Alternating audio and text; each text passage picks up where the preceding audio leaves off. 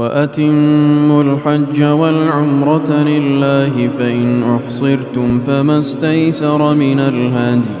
ولا تحلقوا رؤوسكم حتى يبلغ الهدي محله فمن كان منكم مريضا أو به أذى من رأسه ففدية من صيام أو صدقة أو نسك فإذا أمنتم فمن تمتع بالعمرة إلى الحج فما استيسر من الهدي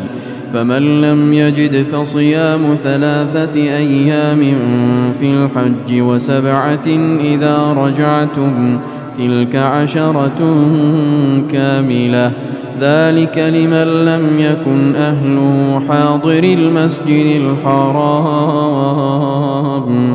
واتقوا الله واعلموا أن الله شديد العقاب.